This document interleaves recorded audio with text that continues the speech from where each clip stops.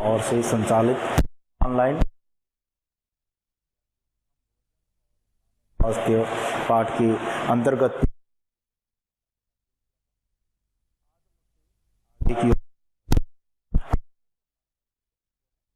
रक्तचाप।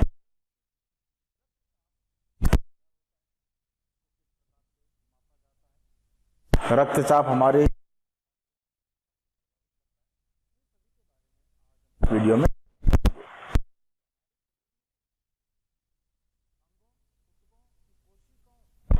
तक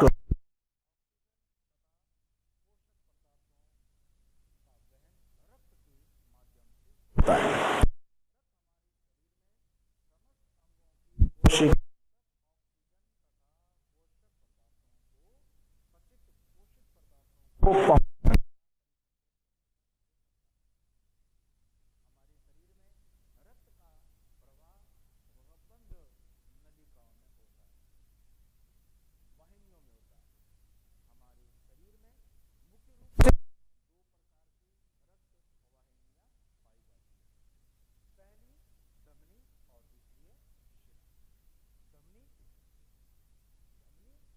यह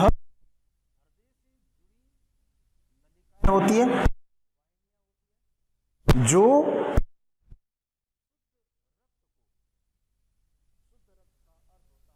ऑक्सीजन मिश्रित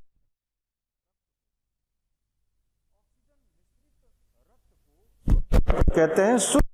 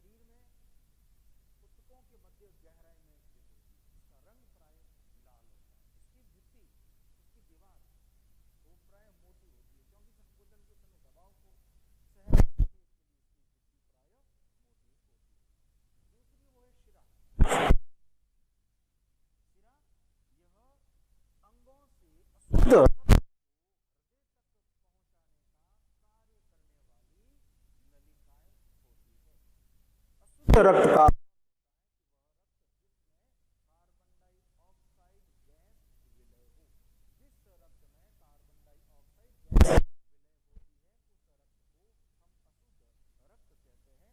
यह रक्त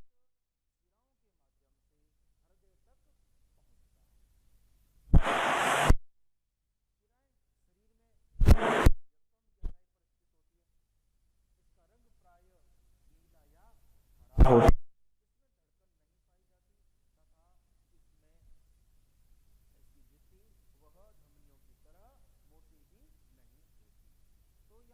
आप में जुड़ी हुई नलिका। तो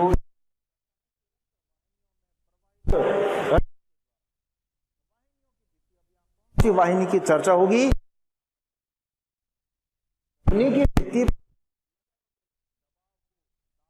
हम रक्तचाप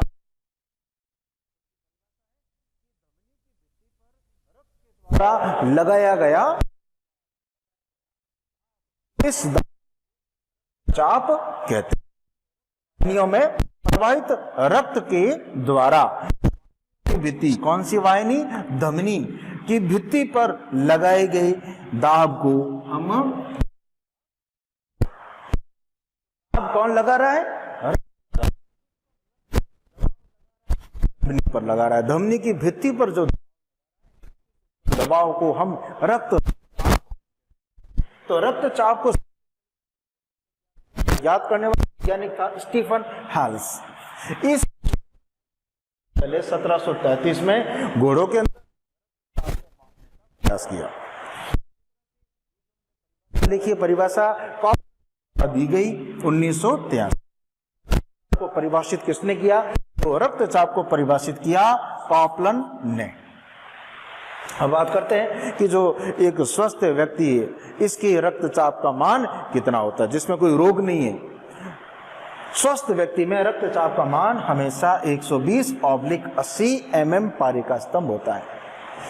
मिलीमीटर के अंदर इसको ज्ञात किया जाता है। इसका मान होता है 120/80। अभी 120/80 क्या है? तो 120 का अर्थ है सिस्टोलिक दाब। सिस्टोलिक दाब, प्रकुंचन जिसे हिंदी में कहते हैं, प्रकुंचन दाब, प्रकुंचन दाब। प्रकुंचन दाब का अर्थ होता है कि जब हृदय में रक्त भर जाता है, आलिंद में, आलिंद और निले, निले में जब पूरा रक्त भर जाता है तो निले जब संकुचित होता है, उस संकुचन के समय जो दबाव उत्पन्न होता है, उस दबाव को प्रकुंचन दाब या सिस्टोलिक दाब कहते हैं। तो हृदय के संकोचन के समय उत्पन्न दबाव को हम सिस्टोलिक दाब कहते हैं। इसका मान एक स्वस्थ व्यक्ति में होता है 90 से लेकर 120, मैक्सिमम 120, अधिकतम 120। दूसरा है डायास्टोलिक रक्तचाप, जिसे हम कहते हैं अनुशिथिलन।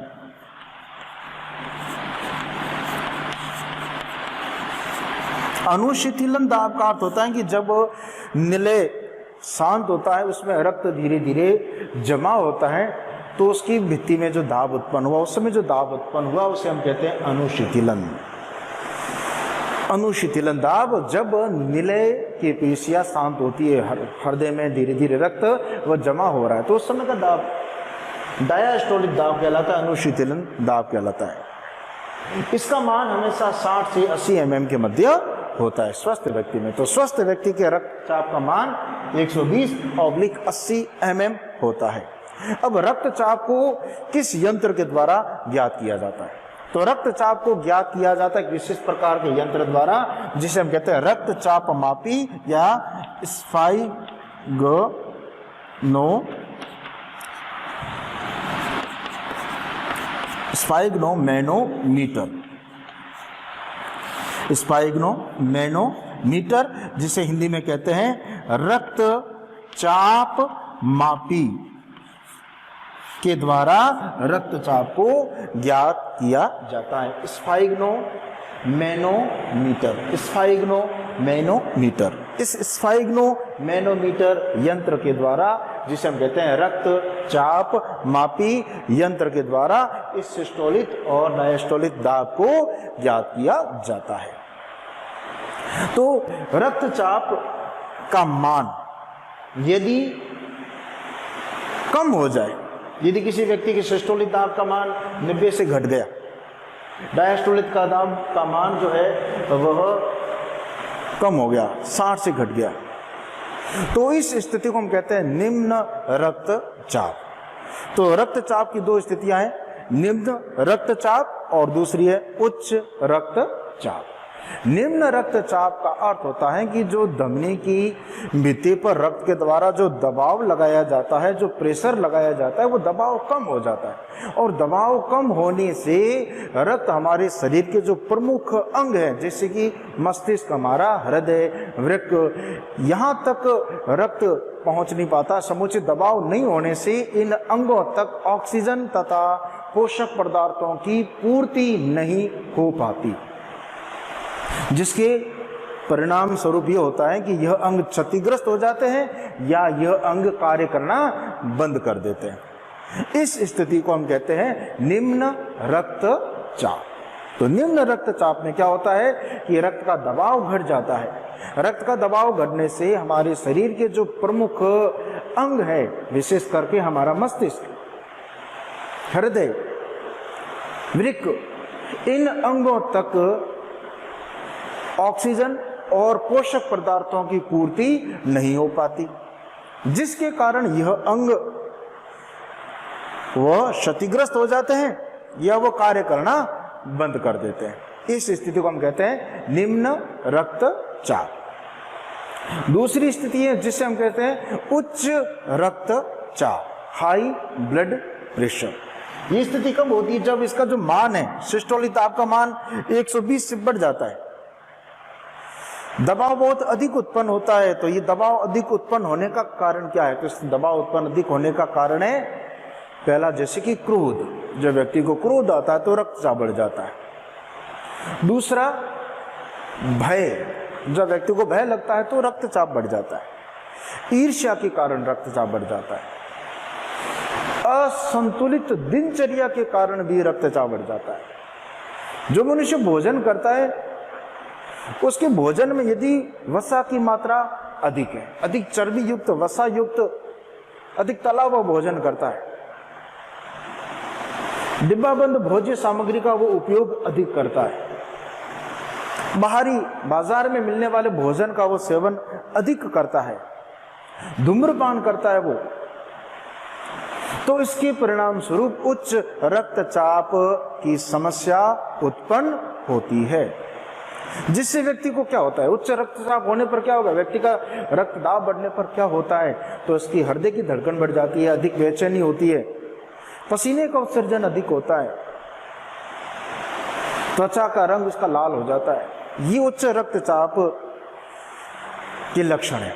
अब यदि कोई व्यक्ति जिसमें ये उच्च रक्तचाप की समस्या हो चुकी है, हाई ब्लड प्रेशर उसके रहता है, और वो यदि डॉक्टर के पास जाता है तो चिकित्सक उसको क्या सलाह देता है, ये सलाह हमें ध्यान में रखनी है कि एक उच्च रक्तचाप के रोगी को चिकित्सक के द्वारा क्या सलाह दी जाती है। तो उसको पहली सलाह ये दी जाती है कि अपने भोजन में पोटेशियम की मात्रा को बढ़ाए। हमने जब भोजन का अध्ययन किया था तो उस समय हमने खनिज लवण के अंदर पोटेशियम को बढ़ा था। तो पोटेशियम लगभग सभी खाद्य पदार्थों में पाया जाता है। तो भोजन में पोटेशियम की मात्रा को वो बढ़ाने के लिए कहता है, नंबर 1। दूसरा वो कहता है कि भोजन के अंदर कैल्शियम और मैग्नीशियम आयनों के संतुलन की बात करता है, अर्थात दूध दही का वो सेवन अधिक करने के लिए वो कहता है। हरे पत्तेदार सब्जियों का सेवन, मैग्नीशियम यह पाया जाता है हरे पत्तेदार सब्जियों के अंदर है, फलों के अंदर मैग्नीशियम की मात्रा होती है, पत्तेदार सब्जियों में होती है, दूध दही के अंदर कैल्शियम की मात्रा अधिक होती है। तो कैल्शियम और मैग्नीशियम की मात्रा को अपने भोजन में संतुलित करने के लिए वो कहता है। तीसरा डॉक्टर सलाह ये देता है कि अपने भोजन के अंदर फलों का, सब्जियों का वो अधिक उपयोग करने के लिए कहता है।